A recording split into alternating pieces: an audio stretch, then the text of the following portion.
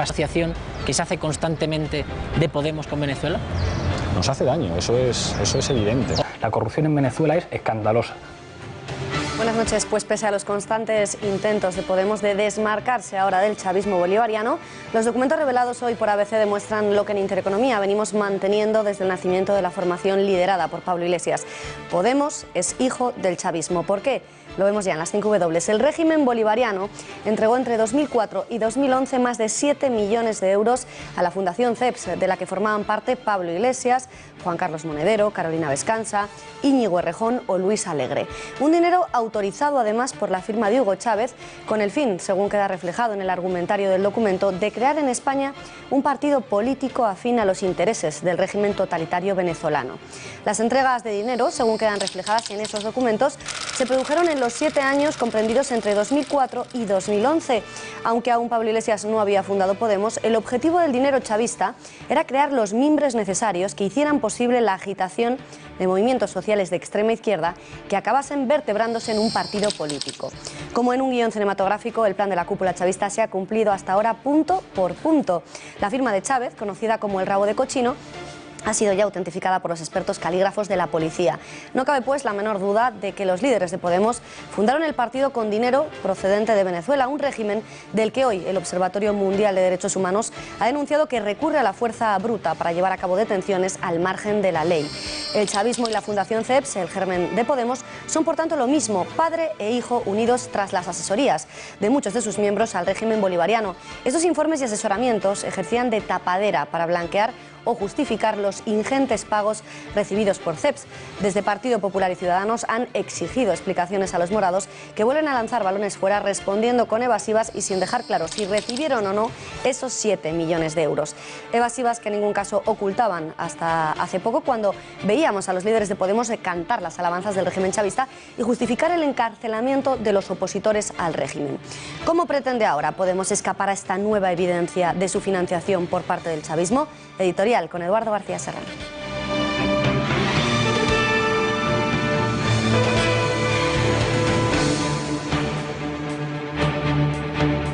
Buenas noches, Beatriz. Pues lo justificarán como lo ha hecho siempre la izquierda.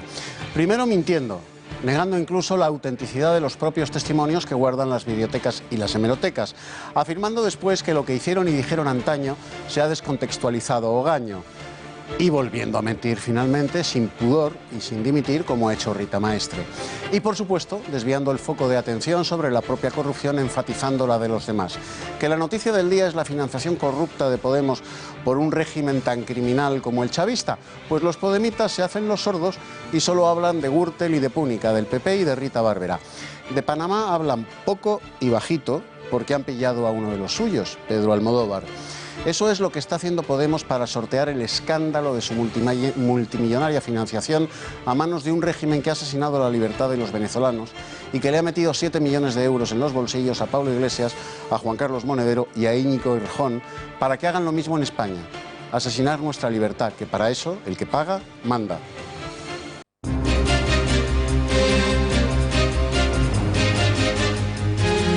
Este próximo jueves a las 4 de la tarde está prevista la primera reunión entre PSOE, Podemos y Ciudadanos, una cita a la que los naranjas acudirán con la intención de pedir el sí a Podemos para permitir un gobierno de coalición de Ciudadanos y socialistas. Además, Girauta ha anunciado la intención de su partido de pedir ministerios para evitar un gobierno monocolor que a su juicio sería muy débil. Un gobierno monocolor del Partido Socialista sería demasiado débil para tirar adelante como gobierno el acuerdo de reformas. En allt gefið upp til skatts frá upphafi. Og ég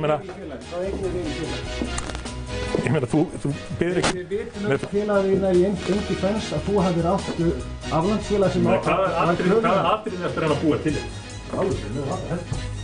Pues era el enfado del primer ministro islandés que ya ha tenido que dimitir. Los papeles de Panamá se han cobrado la primera víctima y se ha visto forzado a dimitir tras conocerse que poseía una sociedad junto a su mujer en Panamá. La renuncia tiene lugar después de que el presidente del país, Grimson, se negara a disolver del Parlamento para convocar elecciones legislativas, tal y como le había solicitado el primer ministro, en un movimiento que le permitiese mantener el cargo. La presión sobre Gunnlaugsson se había hecho insostenible después de que más de 10.000 personas se manifestaran ayer en el centro de Reykjavik para reclamar su marcha. Más consecuencias de la filtración masiva. Tras no acudir ayer a la premier de su película Julieta, Pedro Almodóvar ha cancelado hoy la promoción de la cinta prevista para las próximas semanas. Además, el cineasta ni confirma ni desmiente la veracidad de lo publicado, pero amenaza con acciones legales a todos los medios a los que advierte de que permanecerá vigilante. La frustración que causaría el fracaso del proceso para alcanzar un pacto de gobierno entre diversos partidos reduciría la participación electoral de una hipotética repetición de elecciones y beneficiaría al partido que menos se ha movido para el acuerdo, el Partido Popular. La mayor movilización del electorado de este partido respecto al resto, de mantenerse la tendencia, podría afectar de modo notable al reparto de escaños. Hoy, Soraya Sáenz de Santamaría ha reiterado la intención de Rajoy de ser el único candidato del Partido Popular. Vicepresidenta, ¿el Partido Popular es un partido unido detrás del presidente Rajoy? Sí, mire, nuestros votantes nos piden unidad y nosotros trabajamos por esa unidad. En Deportes, Juanma, buenas noches. Ya tenemos los 11 del partido del Camp Nou. Sí, estamos todos expectantes a ver qué pasa en el Camp Nou en ese partidazo entre Barcelona y Atlético de Madrid. Y hay novedades, no se sabía cómo iba a salir Simeone, si reservó o no. Bueno, pues la novedad es que Lucas será el que juegue en el centro de la defensa. Savic no se ha recuperado, sí Godín y Carrasco, que saldrá en punta. Estamos viendo ese 11 en el FC Barcelona, lo presumible. Luis Enrique sale con la MSN y eso sí, con Ter Stegen en puerta. En el tiempo de deportes ampliamos toda la información.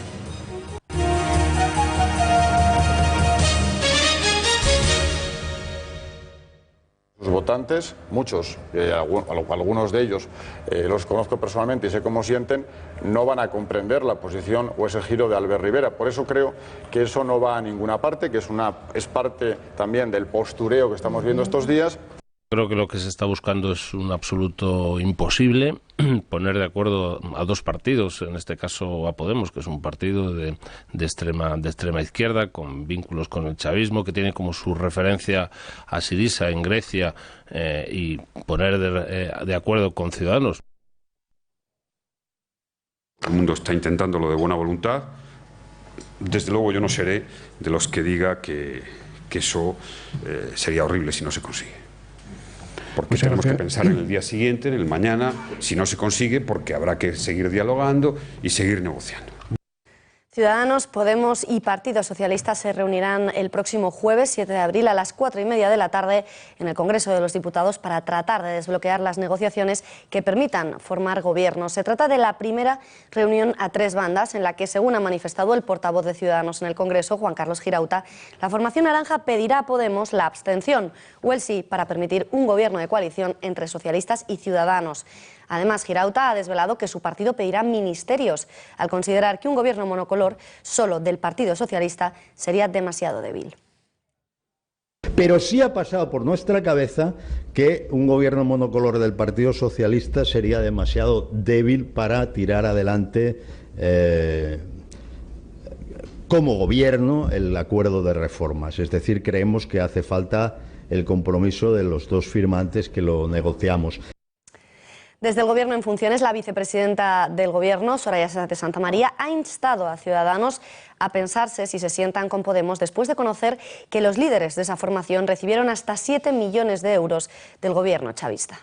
A uno le financie un Estado extranjero a un partido político es un delito. Pero yo pido una cosa, que eso lo tengan en cuenta el señor Sánchez y el señor Rivera. La vicepresidenta se refería a la información publicada hoy por el diario ABC, que revela unos documentos que demuestran el pago de al menos 7 millones de euros del régimen chavista a la Fundación CEPS, el germen del partido político Podemos, y de la que eran miembros tanto Pablo Iglesias como Íñigo Errejón, Juan Carlos Monedero, Carolina Vescansa o Luis Alegre. En la página 63 de ese documento queda claramente explicado el motivo por el cual el chavismo habría decidido desembolsar tan ingente cantidad de dinero. El documento dice literalmente: el consiguiente apoyo económico que significará para la Fundación CEPS esta contratación permitirá estrechar lazos y compromisos con reconocidos representantes de las escuelas de pensamiento de izquierdas, fundamentalmente anticapitalistas, que en España puedan crear consensos de fuerzas políticas y movimientos sociales, propiciando en ese país cambios políticos aún más afines al gobierno bolivariano. Un informe firmado de puño y letra por el mismísimo comandante de la República Bolivariana de Venezuela, Hugo Chávez, cuya rúbrica ha sido ya autentificada por la policía española. Se trata sin ningún género de dudas del famoso rabo de cochino, firma así bautizada por su similitud con el apéndice de un cerdo. Para hablar de todo ello, conectamos en directo con el autor de esta exclusiva. Se trata del periodista de investigación Javier Chicote, al que antes de nada damos la enhorabuena por esta exclusiva. Javier, muy buenas noches. ¿Qué tal? Muchas gracias. Javier, empezamos, si te parece, por el principio. Cuéntanos, hasta donde puedas, claro, cómo consigues hacerte con ese documento. Bueno, esto es el fruto de trabajo de mucho tiempo. Llevamos ya meses, incluso más de un año, trabajando sobre la Fundación CEPS, sobre la relación del dinero de Venezuela con Podemos y también del dinero de Irán. Entonces, bueno, pues a base de muchas informaciones, mucho trabajo, hablar con muchas personas, no solo yo, sino también otras personas del periódico, pues hemos conseguido un documento que es clave, que tiene su origen en Venezuela, que sale de Venezuela. Es decir, esto no es una fuente que está aquí en España, es un documento interno de Venezuela, que sale de allí y que es pues la guinda del pastel de todas estas informaciones que habíamos publicado en los últimos meses sobre esa vinculación entre el gobierno de Hugo Chávez y de Nicolás Maduro con Podemos. ¿Y por qué es la guinda de ese pastel? Porque aquí ya se quitan la careta totalmente. Aquí ya no hablamos de que se están pagando asesorías, sino, como tú bien decías, un objetivo mayor, y ese objetivo mayor era la creación de un partido político que obviamente es Podemos. En ese momento, cuando se hacen esos desembolsos de dinero, aún no existía el partido se creó con posterioridad, pero ya se estaba preparando la creación de ese partido, y ahí lo que buscaba en este caso Hugo Chávez era extender la revolución bolivariana, en lo que ha gastado millones de dólares, decenas de millones de dólares en Latinoamérica, y también dedicó una porción importante, 7 millones de euros, para conseguir ese objetivo en España, indudablemente para que ese partido tenga representación como tiene ahora, incluso pueda gobernar, y ahí ya será el momento de ponerles la cuenta, ¿no? De ponerles la factura por todo ese apoyo económico que les dieron. Javier, el documento no deja lugar a dudas, desgrana cantidades, fechas de entrega de la financiación de Venezuela a la Fundación CEPS, pero ¿cómo hacían para que llegase el dinero? Y como decías, bueno, ¿a cambio de qué? Porque está un poco en el aire, ¿no? La creación de un partido a futuro, 7 millones de euros, ¿tenían vertebrado algo más concreto? Sí, el dinero, esto se articulaba mediante una serie de convenios. La Fundación CEPS firmaba convenios, por ejemplo, con el Ministerio de la Presidencia o con el Ministerio de la Comunicación. Entonces, en esos convenios establecían unas cifras anuales, unos $300.000 más o menos al año por cada convenio, y se iban pagando periódicamente a la Fundación CEPS, que estaba registrada allí. Estos pagos, una parte CEPS se los gastaba en Venezuela, en los gastos que tenían sus asesores desplazados, en los alquileres de viviendas de cierto lujo además, y el resto lo enviaban a España. Publicamos además hoy un documento en el que Cadivi, que era en ese momento el organismo que controlaba las salidas de capital de Venezuela y los cambios de divisas, autorizó a la Fundación CEPS a transferir a España 3,5 millones de dólares, casi 3,5 millones de dólares. Esto llama poderosamente la atención porque en esos momentos muchos venezolanos han tenido grandes problemas para sacar dinero de España. Yo he tenido alumnos de máster en Madrid que han tenido que dejar sus estudios siendo venezolanos porque sus padres no tenían la autorización de Cadivi para enviarles el dinero a España para poder pagar el piso o para poder vivir. Los señores de CEPS, estos profesores que hoy son los líderes de Podemos, que estaban todos integrados en CEPS, no tenían ningún problema. Esos 3.400.000 euros salieron en más de 50 operaciones de divisas. Y a partir de ahí se genera ese caldo de cultivo para crear una conciencia política en España de corte bolivariano. Esto no se hace de la noche a la mañana, no se encarga un partido de hoy para mañana, sino que se tarda un tiempo. Ahí aparecen los movimientos del 15M, empiezan a despuntar algunos líderes y deciden abonar ese terreno. Además, Venezuela también aporta la segunda parte, porque estos convenios se pagaron hasta el año 2012, ahí ya hubo algunos problemas con CEPS, pero luego es precisamente Venezuela quien habla con su aliado natural, con Irán, y le presenta a estos profesores españoles que tienen una fuerza, una pujanza política que puede ser aprovechada, y es Irán quien entra con el resto del dinero. Investiga la policía en torno a 2 millones de euros para financiar en ese momento lo que se denomina el entramado de comunicación de Podemos. Entonces, bueno, queda clarísimo que gracias a este documento que se estaba pagando la creación de un partido, que ese partido obviamente es Podemos. Javier, como dices, los documentos publicados por ti en esta exclusiva dejan clarísimo que el receptor era la Fundación CEPS. Aún no se había creado Podemos, como llevamos hablando todo este tiempo, pero a tu juicio y por lo que has podido investigar, ¿se crea Podemos gracias concretamente a este dinero, a estos 7 millones, o al menos con parte de estos 7 millones?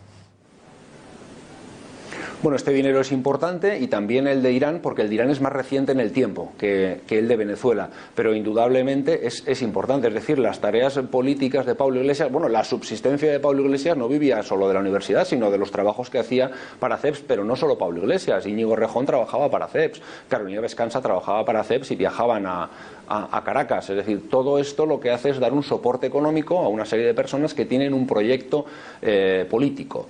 Luego veremos si esto es un delito o no es un delito, porque es que además recordemos que la financiación de partidos políticos, la financiación ilegal no se incluyó como delito hasta julio del año pasado, de 2015. Por lo tanto, para acreditar el delito habría que demostrar que ese dinero que han recibido, que lo han tenido donde sea, al final ha terminado pagando, por ejemplo, gastos de campaña o gastos de la creación del partido. Yo he dicho muchas veces, no escribo querellas ni escribo sentencias, escribo informaciones. Aquí hay una responsabilidad política evidente, es decir, si le damos la vuelta y ahora de repente aparece un gobierno pseudodictatorial como el de Venezuela, pero de extrema derecha, habiendo financiado, por ejemplo, a Ciudadanos o a Albert Rivera a título personal, como ha ocurrido con Pablo Iglesias, los señores de Podemos dirían que es un escándalo. Si en su momento el Chile de Pinochet hubiera financiado a Alianza Popular, pues también dirían que es un auténtico escándalo, que la ultraderecha no sé qué y tal. Bueno, pues esto es una responsabilidad más que evidente. Ellos están intentando perderse en a ver si hay delito o no hay delito, porque en el tiempo no va a ser fácil demostrar la existencia de ese delito, y por eso esa lucha, ese cortafuegos que han puesto entre la Fundación y el partido. Pero hoy, gracias a estas informaciones, y gracias no solo a ABC, sino a otros medios también que habéis trabajado sobre ello, está clarísimo, está más que claro que el partido político Podemos era una apuesta, nada más y de nada menos que de Hugo Chávez, de Venezuela, y después, en ese orden, de Irán. Y esto, a mí como ciudadano español, pues me parece bastante infumable, por calificarlo de una forma suave. Está bastante inquietante, sin duda. Javier, ¿has podido hablar con algún miembro de Podemos? Y si es así, ¿te han negado la información? ¿La han justificado de alguna manera? Porque en público han respondido, como siempre, con evasivas. Claro, yo siempre que he hecho informaciones sobre Podemos les he llamado y tal, y nunca he tenido la suerte de hablar con ninguno de ellos, desde Tania Sánchez al propio Pablo Iglesias, a Juan Carlos Monedero. No contestan, entiendo, no sé, me verán como el enemigo o algo así, o no seré digno de sus respuestas. Sí que es cierto que hoy han hecho declaraciones en actos públicos. No pueden negar este documento, porque es innegable, el documento está autentificado y el documento es cierto y lo que dice es cierto. En cualquier caso, bueno, tendría que negarlo Hugo Chávez, que obviamente no va a poder hacerlo.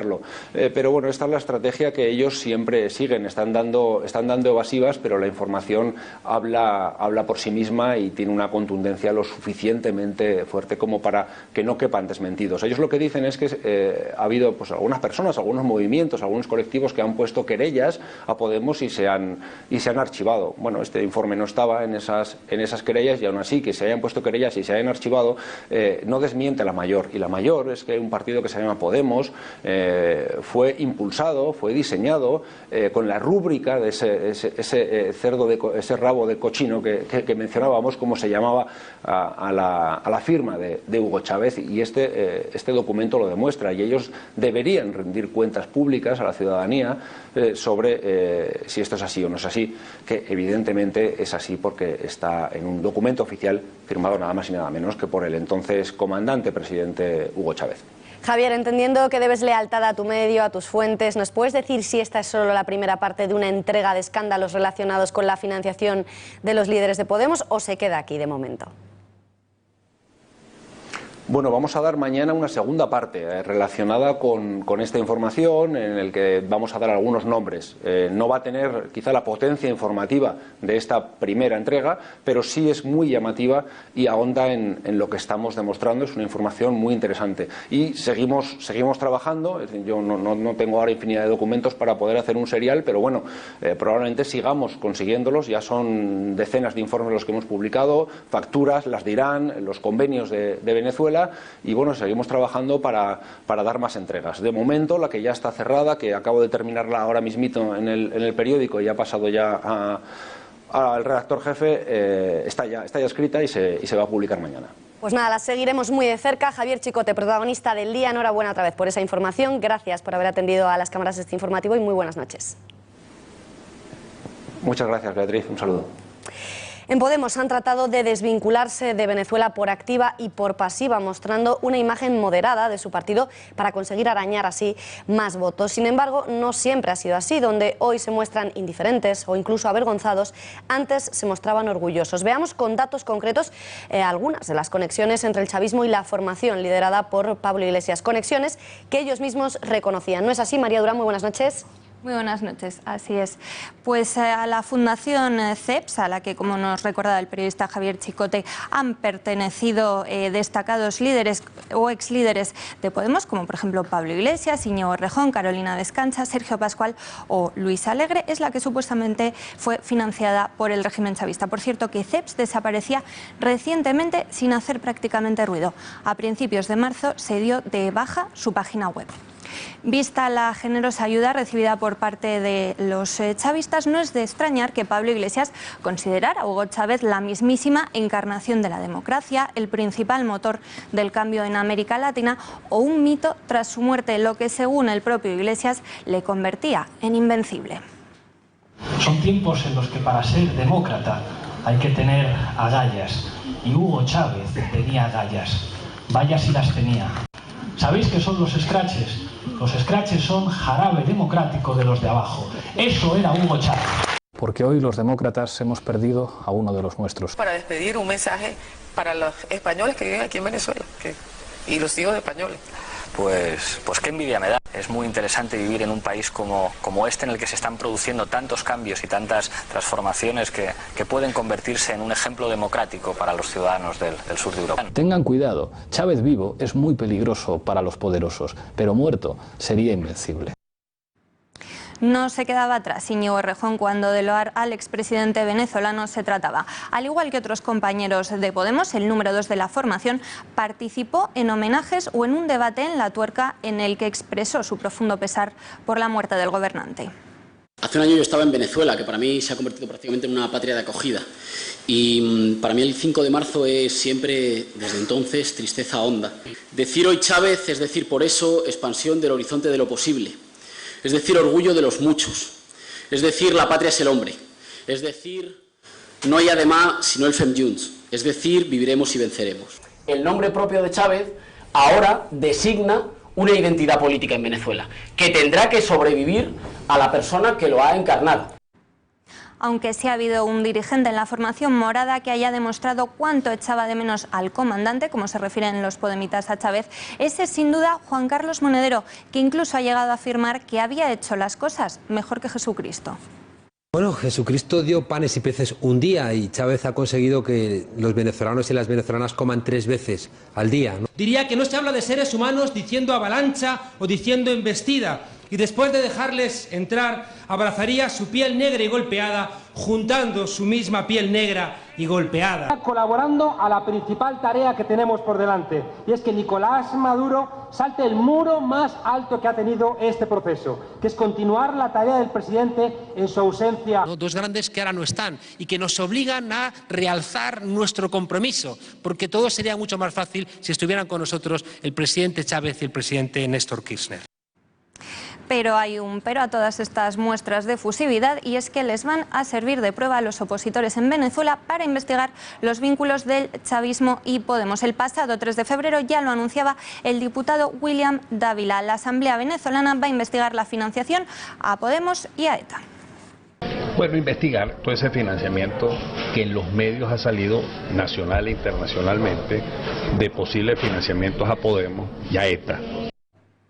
Veremos, Beatriz, en qué concluyen estas investigaciones. Pues muchas gracias, María. Desde luego que lo seguiremos muy de cerca, y desde Ciudadanos han exigido explicaciones por unas acusaciones que consideran gravísimas.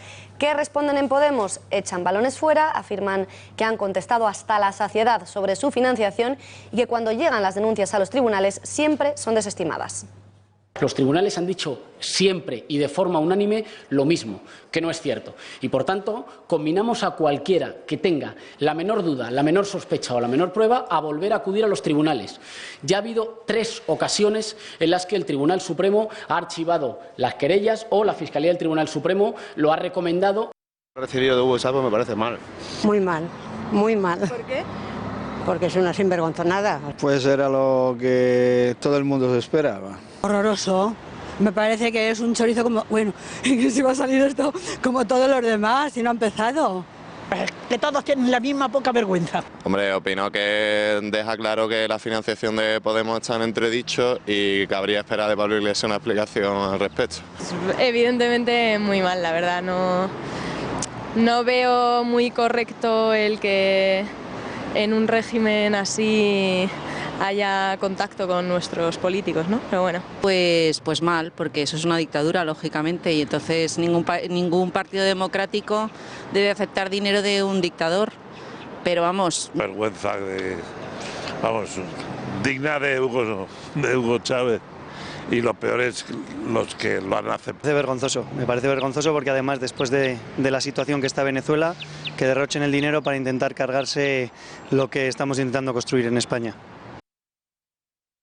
El Observatorio de Derechos Humanos ha alertado de ejecuciones extrajudiciales y detenciones arbitrarias en Venezuela. La Operación de Liberación y Protección del Pueblo, anunciada hace apenas un año por el gobierno de Nicolás Maduro como una iniciativa para combatir la criminalidad dentro del país, se ha convertido en una fuente de reiterados abusos graves de los derechos humanos entre la población más marginada de Venezuela, que van desde detenciones arbitrarias a desalojos forzados y hasta posibles ejecuciones extrajudiciales. Y en medio del caos, los líderes de Podemos no consiguen limar sus diferencias. Ayer Pablo Iglesias aseguraba que sigue siendo amigo de Íñigo Errejón y este, sin embargo, no lo dejaba tan claro. Juzguen ustedes mismos. Al final, lo de Errejón, ¿qué ha pasado? Porque erais como Oliver y Benji y ahora parecía que erais como Pimpinela. Seguimos jugando al fútbol a lo que haga falta, hombro con hombro, y ya verás cómo nos va a ir muy bien. A veces, pues tener algún problema, alguna discusión es una cosa que refuerza y que da madurez. Aprovecho para mandarte un abrazo, pues mira, como el abrazo de las europeas cuando empezamos a cambiar la historia en nuestro país. ¿Ustedes dos, entre Pablo Iglesias y usted, todo está bien? ¿Todo marcha normalmente? Mientras que no reciba un beso como el de Xavi Domènech, perfectamente. ¿Y no estaría dispuesto? A lo que no estaría dispuesto ni por nuestro pueblo. Podemos y toda la izquierda se han volcado con Andrés Bódalo, el dirigente de la formación morada en Jaén, encarcelado por agredir a un concejal socialista. Y se han callado de que una de sus condenas por violencia incluye una agresión a una mujer que se encontraba en periodo de gestación. Ocurrió el pasado 20 de junio del año 2002 en una heladería llamada Los Valencianos, situada en Úbeda. Fue una jornada de huelga general y de pánico colectivo para los empresarios que optaron por abrir sus negocios. Constituidos en piquete informativo, 2 centenares de jornaleros provenientes de Jodar. Entre ellos se encontraba Bódalo. Forzaron al cierre del establecimiento de la ciudad. Eva, que estaba embarazada de 6 meses, fue golpeada y arrojada al suelo. Después los jornaleros rompieron el mobiliario interior y causaron destrozos en la terraza de su heladería, cuyo luminoso fue pulverizado con una vara. Mira, las ruedas de prensa tienen que hacerse bien, en condiciones, con calma. Eso de abordar a una persona así, sabes que no nos parece bien, ¿eh? Pero, alcaldesa, lo llevo haciendo desde hace 10 años y usted siempre me ha contestado. Ah, pues mira, fíjate que a veces hay que... No me diga eso, alcaldesa, que lo que dicen es que no le dejan a usted contestar a estas preguntas. Este miembro de Podemos, al que acabamos de ver agrediendo a una embarazada, es, según sus compañeros, el pobre inocente encarcelado de manera injusta por ejercer sus libertades. Eduardo, ¿te sorprende a estas alturas la violencia de Bódalo? En absoluto, Beatriz. Ni me sorprende la violencia de este matón de izquierdas, ni me sorprende la estúpida lírica revolucionaria en la que sus camaradas de Podemos están envolviendo a este bárbaro que no tuvo empacho en agredir a una mujer embarazada que para alimentar a su hijo se negó a cerrar la modesta heladería de Úbeda en la que se ganaba el pan, que los piquetes de cobardes tragaldabas le destrozaron a mayor gloria de la revolución y de la huelga general. Andrés Bodalo es un cobarde y un canalla, pues las dos cosas hay que ser para agredir a una mujer embarazada. Pero para Podemos es un héroe de pacotilla que lloraba como una niña caprichosa cuando iba camino de la cárcel después de haber majado a palos a una mujer embarazada y a un teniente de alcalde socialista. Vamos a ver si en el patio de la cárcel es tan valiente como con las heladeras embarazadas.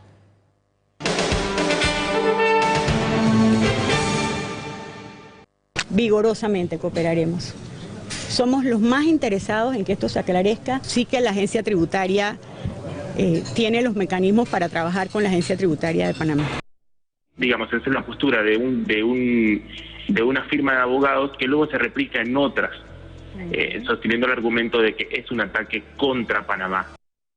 Mientras la Fiscalía de Panamá anuncia que abrirá una investigación contra Mossack Fonseca justo el mismo día en el que el primer ministro de Islandia ha anunciado su dimisión tras la ola de protestas que se había apoderado del país al conocer que el premier tenía dinero en una compañía opaca junto a su mujer.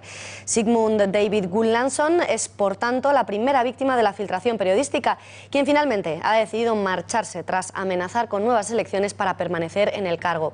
Les sustituirá el vicepresidente de su partido y ministro de Agricultura. La renuncia tiene lugar, como decíamos, después de que el presidente del país, Grimson, se negara a disolver el Parlamento para convocar nuevas elecciones legislativas, tal y como le había solicitado el primer ministro, en un movimiento que buscaba forzar a toda costa conseguir el respaldo de su aliado en la coalición del gobierno, el Partido de la Independencia. La presión sobre el primer ministro se había hecho insostenible después de que más de 10.000 personas se manifestaran este lunes en el centro de Reykjavik para reclamar su dimisión. Al mismo tiempo, la oposición de izquierdas se había unido a esa reclamación con la presentación de una moción de censura contra el gobierno. Este mismo martes había convocado además otra manifestación para pedir su renuncia como primer ministro. Una decisión que llega tras la reacción de ayer, cuando los periodistas le preguntaban por su implicación en los papeles y reaccionaba así. En allt gefið upp til skatts frá upphafi. Ég meina þú byrðir ekki. Við vitum að félagið er í engi fens að þú hafðir átt aflandsfélag sem hvaða atriði ertu að reyna að búa til þetta? Alveg fyrir neðan alla helgi. Y ya de vuelta a nuestro país, la vicepresidenta del Gobierno en funciones, tanto ella como el ministro de Hacienda, Cristóbal Montoro, han advertido que investigarán a fondo a todos los implicados en el escándalo de los papeles de Panamá. Caiga quien caiga, expresión literal que ha usado Sáez de Santa María, quien ha llegado a exigir que se cierren todos los paraísos fiscales.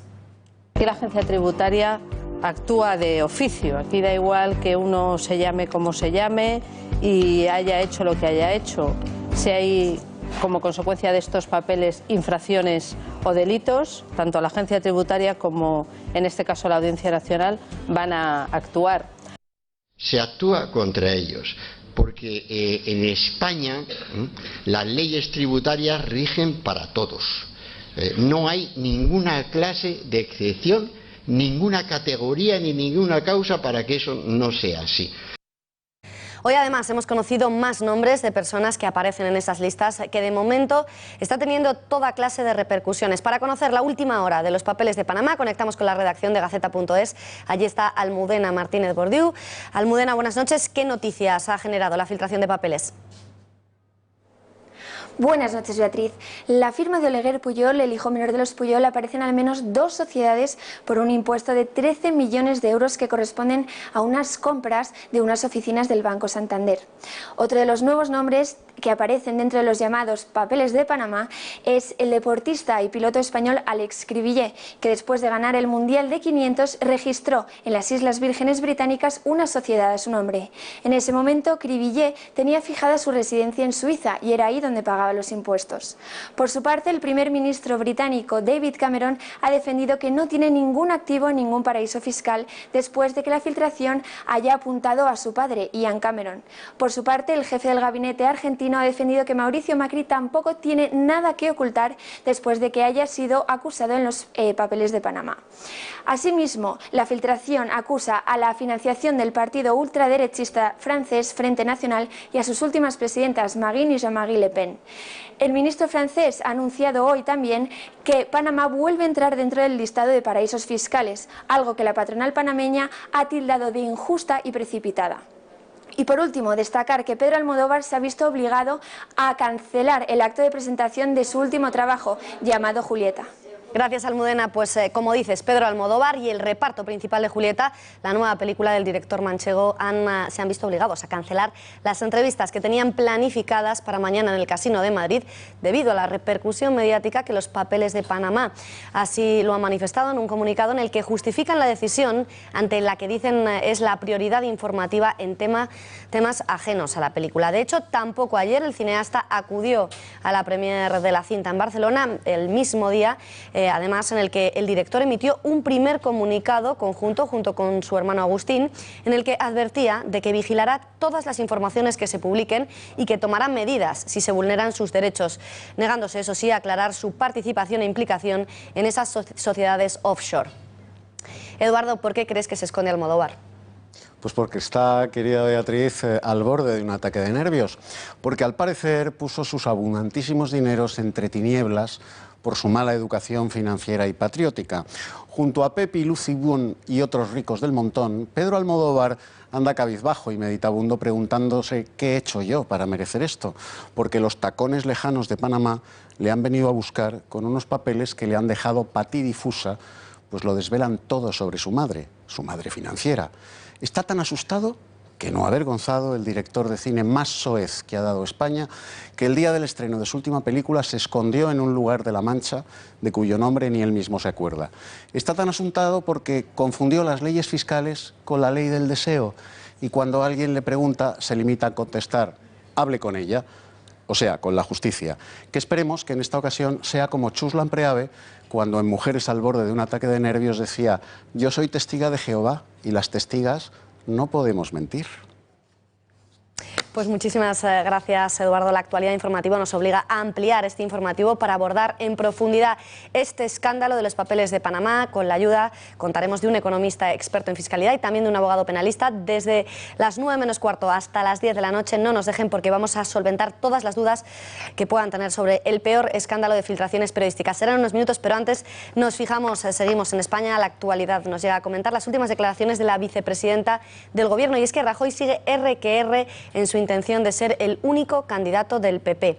Así lo ha reiterado hoy su número 2, quien también ha manifestado que tras las negociaciones de Sánchez con Rivera Iglesias, el presidente del Gobierno en funciones llamará al líder de los socialistas para comunicarle su intención de presentarse a la investidura. Espero que determinados acuerdos no se produzcan. Ese acuerdo es malo para España. Ese acuerdo es malo para la estabilidad de España. Eso es un gobierno inestable, el de estos tres señores. Y antes de que se produzca todo lo que usted me dice, Rajoy hará un último intento. El presidente del gobierno llamará al Partido Socialista. Vicepresidenta, ¿el Partido Popular es un partido unido detrás del presidente Rajoy? Sí. Mire, nuestros votantes nos piden unidad y nosotros trabajamos por esa unidad. Vamos a consensuar un acuerdo para lograr una jornada laboral que con carácter general finalice a las 18 horas, todos los días. Mariano Rajoy prometía que si volvía a gobernar impulsaría medidas como la finalización de la jornada laboral a las 6 de la tarde o el cambio del uso horario para que España tenga el meridiano de Greenwich, igual que Portugal, Reino Unido o las Islas Canarias. Y es que los españoles vivimos en un continuo jet lag. ¿Por qué? Lo vemos en la siguiente crónica. ¿Por qué tiene España un uso horario que no le corresponde? Pues por una anomalía de la Segunda Guerra Mundial. Alemania, que buscaba aprovechar al máximo la luz solar extra de primavera y verano, impuso su hora a Francia tras la invasión. Reino Unido, Portugal y España decidieron también unirse al nuevo uso horario, pero los dos primeros no tardaron en dar marcha atrás, mientras que España sigue manteniendo la misma hora que Francia, Alemania e Italia, a pesar de que no coincide con nuestra hora solar. Así, los españoles comen a la 1 de la tarde solar, que equivale a las 2 en invierno y a las 3 en verano. Cenamos a las 8 solares, que son las 9 en invierno y las 10 en verano. Y dormimos menos horas de lo que recomienda la OMS. Según la Asociación para la Racionalización de los Horarios Españoles, con estos horarios de comidas y descanso, lo lógico sería entrar a trabajar en torno a las 10 u 11 de la mañana, algo que no sucede. Adaptar nuestro uso horario real sería difícil en España por varios motivos. En primer lugar, por la jornada partida, que deriva de la posguerra cuando se tenía un empleo de mañana y otro de tarde. En segundo lugar, por las 2 horas para comer a las que están acostumbrados los trabajadores españoles. Aunque bastarían 45 minutos, son muchos los trabajos que imponen un parón de 2 horas a mediodía, lo que provoca retrasar la hora de salida. En tercer lugar, por la cultura del presentismo. Según la misma asociación, si uno sabe que no va a salir de la oficina hasta las 8 o las 9, es más probable que pierda el tiempo durante la jornada. Y en último lugar, por el prime time televisivo. Telediarios, partidos de fútbol y programas estrella de las cadenas empiezan siempre tarde porque salimos siempre tarde de trabajar. Conectamos en directo con la directora del Centro Internacional Trabajo y Familia del IES, la señora Nuria Chinchilla, y experta en temas laborales y de conciliación familiar. La saludamos ya. Señora Chinchilla, buenas noches. Muy buenas noches. ¿Qué le parece la propuesta de Rajoy de adecuar nuestro uso horario a Portugal, Reino Unido o Canarias? ¿Qué ventajas y desventajas tendría para nuestro país?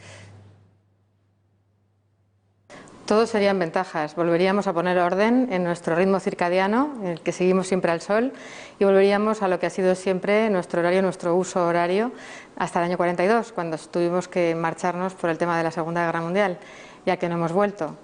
De todos modos, Canarias siempre tendrá 1 hora menos en Canarias si lo queremos reconocer, porque está en el siguiente uso horario, así que no pierde su latiguillo comercial. Rajoy además se ha comprometido a fomentar que los españoles salgan del trabajo a las 6 de la tarde, más en consonancia con lo que ocurre en otros países de la Unión Europea. ¿Qué efectos tendría para nuestra productividad y conciliación familiar? La productividad, según los estudios que tenemos en el IES, en más de 20 países, todos aquellos que están en empresas con racionalización de horarios, es decir, lo que está proponiendo ahora el señor Rajoy, tienen hasta 19 puntos más de productividad. Y además el tema de la conciliación evidentemente sería fantástico, porque volveríamos a casa con más tiempo y energía para tener el número de hijos que dicen que quieren los españoles, que son 2,8 y no 1,2 como es actualmente la realidad. Además, también tendríamos tiempo para la vida social, para la cultura, para el ocio, en fin, todo lo que ahora mismo parece que se nos escapa de las manos. Y por último, señora Chinchilla, de todos los países, ¿cuál es el que mejor concilia? ¿En qué espejo debería mirarse España para mejorar la conciliación? Pues las políticas sociales y de apoyo al tema de las familias, Francia la tenemos al lado y es un gran tema. Primero, porque tiene los horarios adecuados. Segundo, porque está ayudando con apoyo real, con dinero por cada hijo, con guarderías y, por supuesto, con los cheques de servicio universal, que son buenísimos para llevar adelante una familia. Señora Chinchilla, gracias y muy buenas noches. Muy buenas noches. Adelante.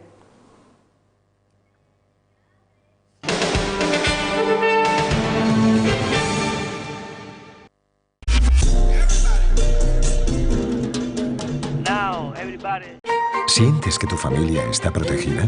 ¿Tu coche está seguro cuando lo conduces y cuando no? ¿Y tu hogar? Con tus seguros en CaixaBank y la alarma de Securitas Direct estarás totalmente protegido. Y además podrás conseguir hasta 1.000 euros en una tarjeta regalo. Descubre tu nivel de protección. CaixaBank. Tú eres la estrella. Desde que me fui de casa de mis padres he aprendido 2 cosas fundamentales en relación a la comida. Una, que si quiero comer bien, tengo que comprar bien. Gracias. Hola, hijo. Gracias. Me voy a comer con unas amigas. Y la segunda, que siempre hay que tener fuete imperial en casa. Imperial El Pozo.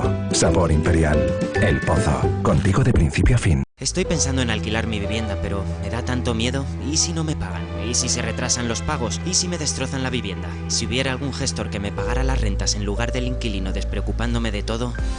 Somos la única empresa del mercado cuyo grado de implicación en la gestión del alquiler llega hasta el punto de pagar directamente y sin ningún retraso a los propietarios las rentas de los inquilinos a los que seleccionamos. Agencia negociadora del alquiler, el alquiler sin riesgos. Siempre hay que tener fuete imperial en casa.